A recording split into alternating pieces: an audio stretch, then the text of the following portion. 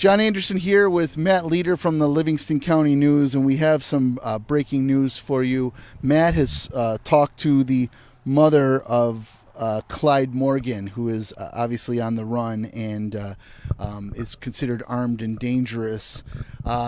She last spoke to her son on Saturday, and you just talked to her. Can you tell us, Matt, first of all, she had a plea to you that she wants him okay and safe, right? Yeah, that's right, John. We had a brief conversation on the phone, and I asked her, is there a message you want to get out to your son, David Clyde Morgan? And she said, yes, turn yourself in and let your mother know where you are. Pretty evident that she was worried about her son, concerned for his safety, and really, like all of us, really hoping for a good resolution here. So again, he yesterday at about 5:45 or so, he got into the confrontation where it looked like he drew a gun. Police told us this today. They shot back at him. He's on the run, and you also have some breaking news now about him possibly going back to prison and even dealing drugs. Yeah, that's right. In speaking with his mother, Joyce, the last contact that she had with him was a Saturday morning phone call this past Saturday. And she told me during that phone call, David told her that he was in trouble, that he had been dealing drugs again, and that police in North Carolina had actually been to his house, found marijuana. And that really seems to be the impetus of this whole situation. Joyce said he was concerned that he was going to go back to federal prison. Obviously didn't want that to happen, and she thinks that's why he fled. So, Matt, you pulled up a lot of his records. 17 years in prison, it looks like he served. Yeah, that's correct. At least some of that time in Raybrook federal prison up in Essex County. Joyce, mentioned that prison stint. Seemed to think maybe David was trying to go to Canada, but she was really confused. She, like I said, the last she had heard from him was Saturday morning during that phone call. Had no idea where he was until I called her on the phone. So yeah, obviously very worried. So again, this is on the LCN.com. And Matt, when you called her, she had not spoke to law enforcement, and did she even know he was on the run or this happened? Didn't know where he was. Didn't know he was in New York. She was surprised to hear that he was here in Livingston County. I also asked her if his behavior, that pointing a gun at a cop, seemed out of character. She said somewhat. So I don't really know whether to read into that too much. Obviously, it's a mom talking about her son. But yeah, confused by the whole situation. Obviously, was relieved to hear where he was, to have some information about where he was, but very concerned for his safety during this manhunt. Yeah. Well, in this day and age of my kid would never do that, for her to say somewhat leads me to believe that no, she's not surprised that he pulled a gun on police. I mean, she knows he was in jail for a long period of time. She actually told me when he got out last March of 2017, he was doing well. He had moved to North Carolina, had got a good job. He had family around him that were trying to support him. And that Saturday morning phone call when he said, cops had been to his house and that he had been dealing drugs, that really seemed to kind of come out of left field for her. She was surprised to hear it then. But he's been in jail 17 years, Did he reach out and call mom, or was mom checking on him?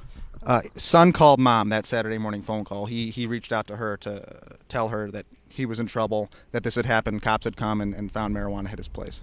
So earlier when I was going live, I was trying to tell the viewers that, in my opinion, Geneseo just happens to be where he got pulled over for a traffic stop. Really, this was not his destination. This isn't where he wanted to go. This isn't what he wanted, a big manhunt. What do you feel about that? Yeah, I mean, obviously things are still unfolding, but the mom, Joyce Hoole, was kind of struggling to explain why he would be in New York. As I said, he spent some time in federal prison in Essex County at Raybrook, but apart from that, I asked her, she said he has no family up here, has no friends up here. She seemed to think he was on his way to Canada, and maybe that's why he was passing through the area. But, things are still early. I'm sure we'll learn more as this unfolds. And again, was he, I'm going to answer a couple questions here that our readers have. But where was he and where is she? Where was he staying, and where's the mom? Oh yeah, they were both from North Carolina. After David Clyde Morgan got out of prison, he moved there to North Carolina, Wilmington area. That's about all we know at this point. All right, so there's there's a little bit of an update. So some people were wondering about if he was traveling south. So obviously, obviously not. The Geneseo Police Department. This was tough for them. They're just making a routine traffic stop, and the chief was talking to us about that a little bit, and he didn't give us too much. But the Geneseo Police. What do you think of that? It's got to be a terrifying situation to have, what appears to be a routine traffic stop, and then to have a guy come out and point a handgun at you. Terrifying for anyone, equally terrifying, I'm sure, for a police officer. Geneseo Police, it's a small department, it's a small town. These guys are close.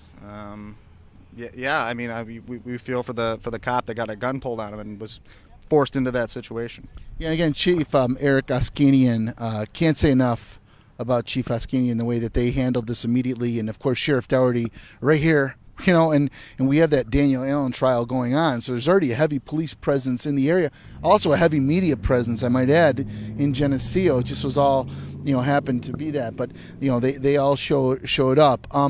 After Matt talked to the mother, we did reach out and let the police know that we spoke to her. Not sure if they're, if that's part of their investigation. Again, his story is up on the Livingston County News website. He was living in North Carolina, and again, there's no indication at all that he is local or has any local ties, or she has local ties, but we do know that they are dating. We heard a lot from the sheriff on that that was their connection, and he did say Bonnie and Clyde situation. So that was also interesting. I'm just wondering, again, the armed and dangerous part. Did she say anything about that, the mom? We didn't really touch on that. No, we didn't get too much into it. I will say, I asked her about this female occupant of the vehicle that was with David Morgan at the time of that stop. Mom said that, it was a new relationship, about a month old. She gave us a name. We're not really comfortable giving that out right now. We're still working to confirm that. But, it kind of goes back to what she was saying.